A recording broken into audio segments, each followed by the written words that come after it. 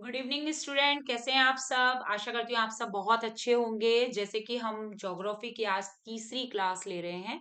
दो क्लासेस इससे पहले ब्रह्मांड की उत्पत्ति और सौर मंडल के बारे में हम जान चुके हैं। सौर मंडल में हम जान चुके हैं कि पृथ्वी सूरज के चक्कर लगाती है और सूरज एक तारा है और उसके चारों तरफ 8 ग्रह चक्कर लगा रहे हैं। क्षुद्र ग्रह भी हैं सौर मंडल में, उल्का पिंड्स हैं। तो इनके बारे में हम जान चुके थे। आज हम अपनी इस तीसरी क्लास में पृथ्वी की गतियों के बारे में जानेंगे। पृथ्वी कितने प्रकार की गति करती है और उससे क्या इफेक्ट्स होता है, इसके बारे में जानेंगे। अगर आपने ब्रह्मांड की उत्पत्ति और सौर मंडल की क्लासेस नहीं ली हैं तो मैं डिस्क्रिप्शन में लिंक डाल दूंगी। आप वहां से जाके उन लिंक पर क्लिक करके उस क्लासेस को देख सकते हैं। तो पृथ्वी की गतियों के बारे में हम जानते हैं कि हमारा पृथ्वी, जस्ट मिनट, पृथ्वी ग्रह है। पृथ्वी एक ग्रह है जो सूरज के चारों तरफ चक्कर लगाते हैं। और अगर हम बात करें इसकी गतियों की तो ये गतियां दो प्रकार की होती हैं। पृथ्वी की कितनी गतियां होती हैं? दो प्रकार की। पहली जो गति है वो घूर्णन गति। बच्चों, इसको परिभ्रमण गति भी बोलते हैं। रोटेशनल, रोटेशनल जो है, रोटेशनल करना मतलब अपने अक्ष पर घूमना। पृथ्वी अपने अक्ष पर घूमती है, उसको घूर्णन गति और क्या बोलते हैं? घूर्णन गति या परिभ्रमण गति भी बोलते हैं। और इसको दैनिक गति भी बोलते हैं। इसको क्या बोलते हैं? दैनिक गति भी,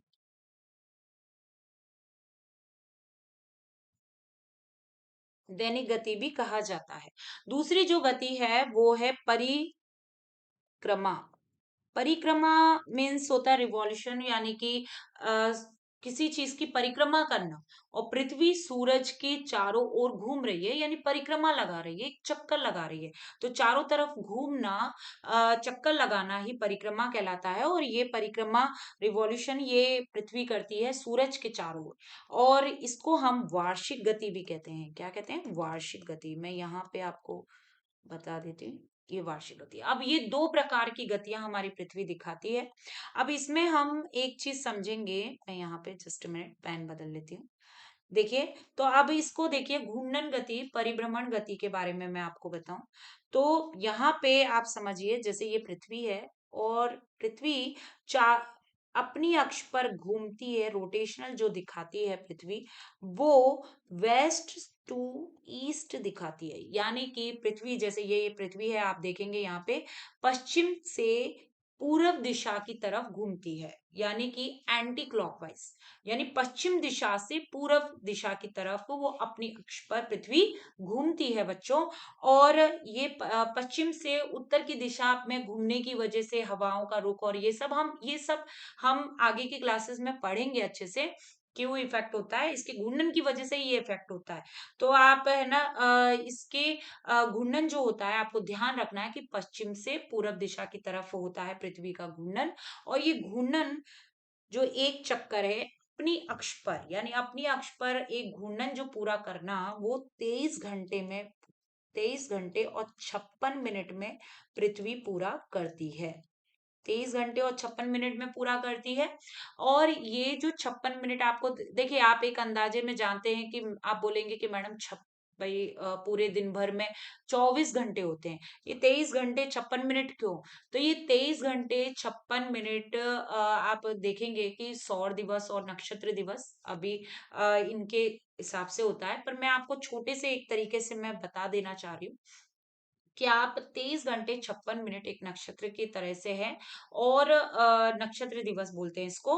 और इसमें जो 4 मिनट रह जाता है, वो 4 मिनट 4 सालों में इकट्ठा होके, समझ रहे हैं, 4 मिनट 4 मिनट ऐसे इकट्ठा होके 4 सालों बाद क्या बन जाता है? लीव डे बन जाता है। जो हमारा फरवरी का माह होता है उसमें 28 दिन होते हैं। और फरवरी के माह में वो 29वां दिन, वो यही इसी की नक्षत्रों के इसी तरीके से हमने एक भाई उसका परिभ्रमण है, अक्ष की तरफ घूमना पूरे तरफ से। तो ये फरवरी में क्या होता है, वही 4 घंटे 4 मिनट 4 मिनट करके वो क्या हो जाता है, एक दिन बन जाता है। क्या बन जाता है? एक दिन। और वो 29वां दिन होता है और इसे लीव डे बोलते हैं। इसे क्या बोलते हैं? Leave day. ये तो मैं आपको यहाँ पे नहीं समझाने वाली पूरी कहानी के क्या है, पर लेकिन आप ये समझ गए होंगे कि 29वां दिन किस तरीके से होता है, जो 56 मिनट में से 4 मिनट बचे। तो ये हमारा परिभ्रमण है पृथ्वी का। और अगर परिक्रमा की बात करें, अब यहाँ पे परिक्रमा के बारे में मैं आपको बता दूं, तो परिक्रमा में ये आप इस चित्र को देखिए।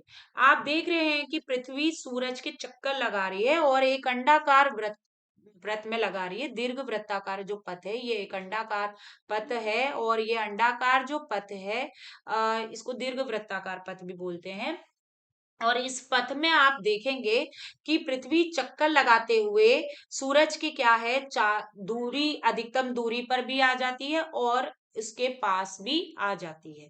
तो आप यहाँ पे देखेंगे कि यहाँ पृथ्वी सूरज की जब अधिकतम दूरी पर आती है, देखिए यहाँ पे चक्कर लगाते हुए जब अधिकतम दूरी पर आई है, तो उस घटना को अपसौर कहते हैं। और जब पृथ्वी सूरज की निकटतम दूरी पर आ जाती है, मतलब पास आ जाती है, उसे उपसौर कहते हैं। तो यहाँ मैं आपको यहाँ थोड़ा सा बता देती हूँ, आप इसमें समझ गए होंगे। ये थोड़ा सा हम इसको हटा के कि तो परिक्रमा जो है वो दो प्रकार की हो गई। किस प्रकार की? दो प्रकार की इसमें वो हुआ, गति है जो, वो परिक्रमा में दो तरीके का है, एक अपसौर, उपसौर और अपसौर। तो आपको मैं इस तरीके से यहाँ पे समझा दूं कि परिक्रमा का मतलब यही कि पृथ्वी सूरज के क्या लगा रही है, पृथ्वी सूर्य के चारों ओर चक्कर लगाती है, चारों ओर चक्कर लगाना। ठीक है, चक्कर लगाना, ये चारों ओर चक्कर लगाना ही क्या कहलाएगा, पृथ्वी का ये परिक्रमा कहलाएगा। और ये परिक्रमा जो पूरा करती है पृथ्वी, इसको वार्षिक गति कहते हैं। क्यों कहते हैं वार्षिक गति, ये मैं और थोड़ा सा आपको समझा देती हूँ कि इसे वार्षिक गति क्यों कहते हैं।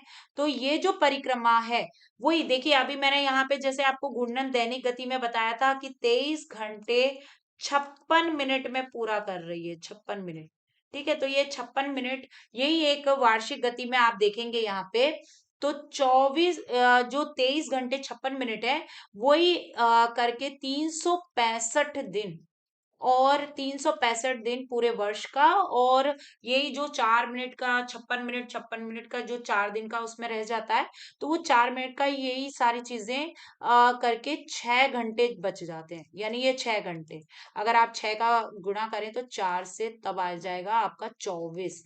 यानी कि यही 6 घंटे 4 साल में, यही 6 घंटे जो बच गए हैं, यही 6 घंटे 4 साल में क्या हो जाते हैं, एक 24 घंटे का एक दिन बना देते हैं, एक दिन। समझ रहे हैं, यही लीव डे कहलाता है।